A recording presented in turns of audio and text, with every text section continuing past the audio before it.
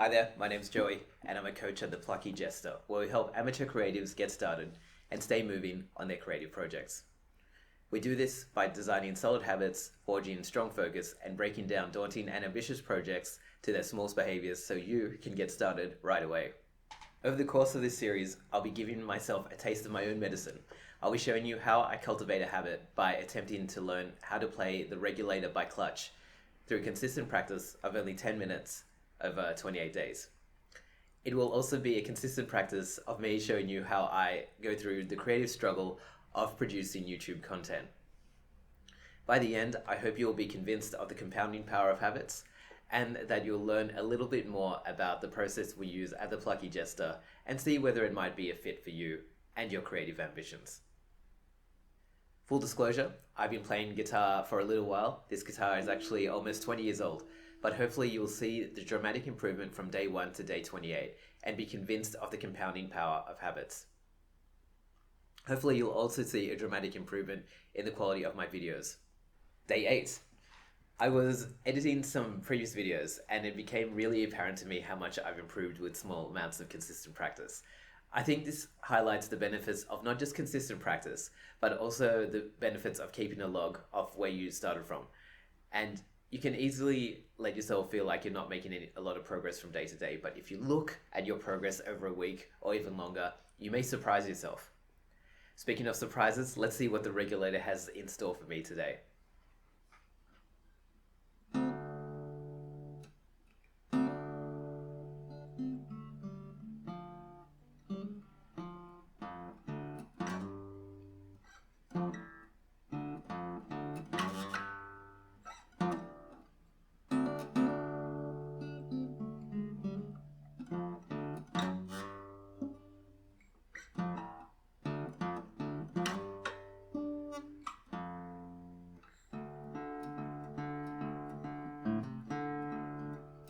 Here's the hard part.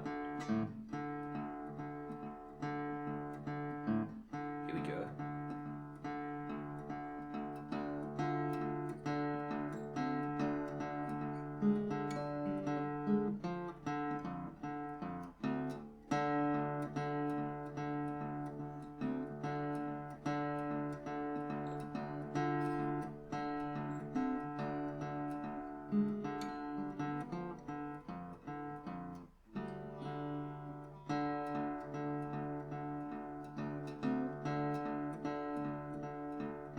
Okay, it's it's not the smoothest, but it is a big improvement from where I was yesterday. Speaking of keeping track of your progress, so I am happy with the way that's coming along. I think maybe I'll just do a few more runs just to get warmed up before I move on to the next section, which looks pretty tough. So let's go. So.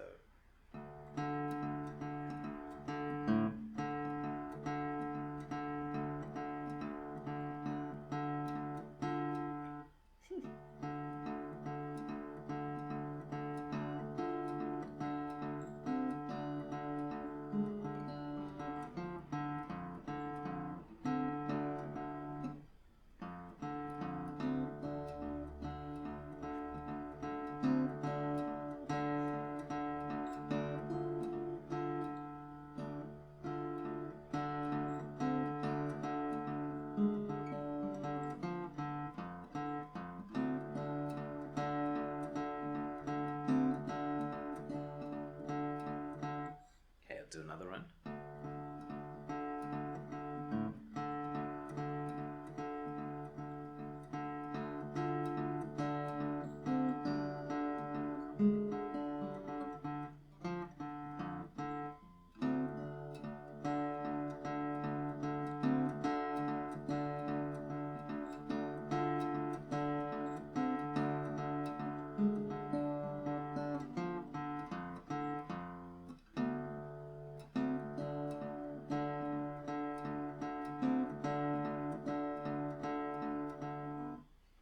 All right.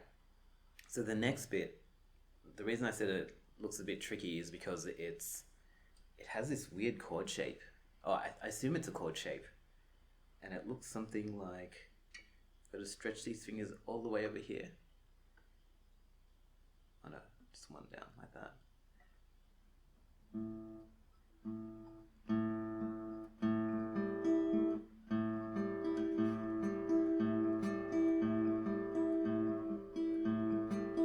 And so this repeats for seven times apparently. So 1, 2, 3, 4, 5, 6, 7, and then transitions to a quick.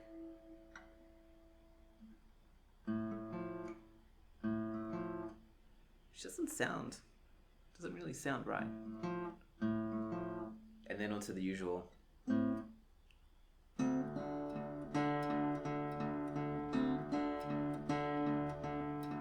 And then once again to this monstrosity. It's not a monstrosity. It's a beautiful sound. It's just hard. As you can see, my hands are really stretching, and it's one of the great things about doing small amounts of consistent practice when you find like these things that really stretch you physically as well. Like literally, it's stretching my hand physically. If I was going to try and learn this over even an hour, I might actually end up hurting myself because my hand's not used to it. It's like if you've never run before and you try and run for an hour, you're probably going to end up hurting yourself. But if you just like run around the block for 5 minutes or run around the block for 10 minutes or something, it's much safer. It's much safer for you physically. And so in the same way, I think that's the great thing about small amounts of consistent practice as well. So here we go. So.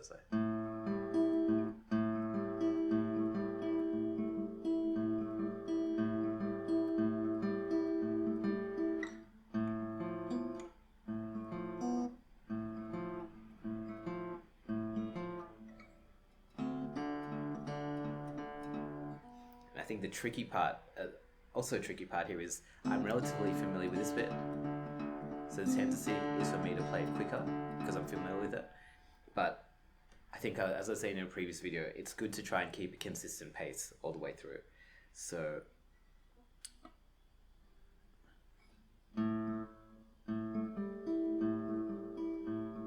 And so while this repeats 7 times, I'm also not going to, while I'm practicing and just trying to get the transition to this chord shape down, I don't think it's really necessary to play all those 7 because it is a bit more time consuming, and I don't really feel like I'm getting too much extra benefit playing it 7 times. So I might just play it a few times, maybe even just once, and transition between these 2 sections. So.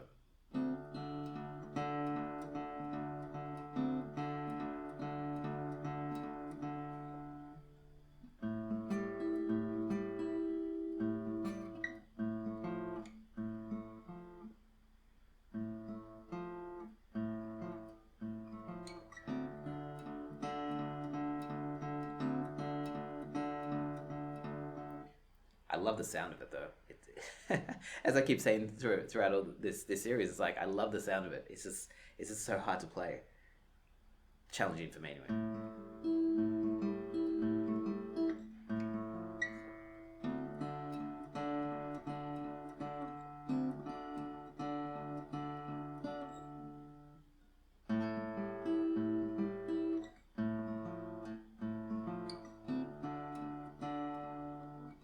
As you can see, I'm speeding up a little bit when it comes to that section. I don't want to do that.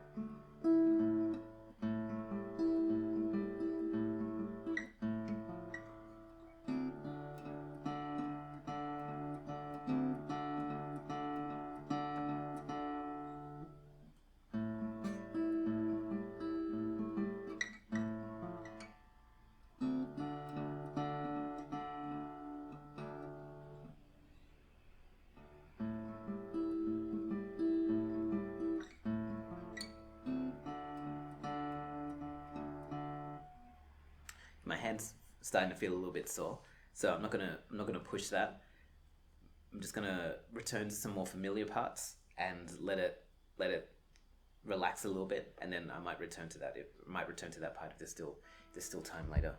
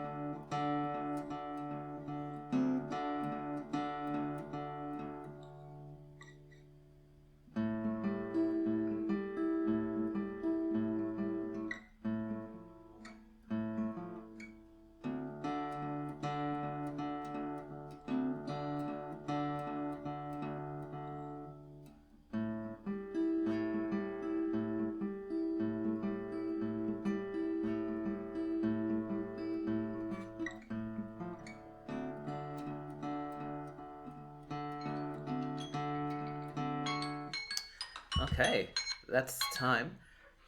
I'm I'm really surprised at how quickly I was able to pick up that little let's call it the handbreaker chord.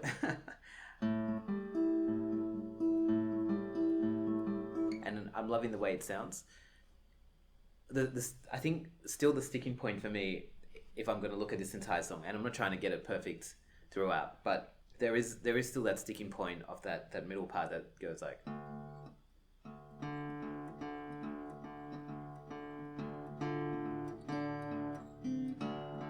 It just doesn't feel so natural, and I think I'm always finding myself going like instead of so going from and then I think I'm finding myself going starting from the D instead of the E. So it's a bad habit that I don't really want to carry on. So I think there's always a fine balance between trying to not be perfectionist about, especially when you're learning things, but also trying to avoid bad habits as well. And so sometimes I think when you're trying to just scrap away and get and maybe learn the whole song as I am now, there is the danger that sometimes you might learn bad habits and you might actually, for example, instead of going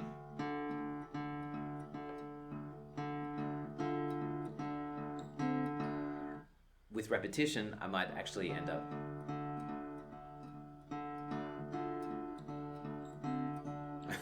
as I said, I can't actually bring myself to consciously play it the wrong way.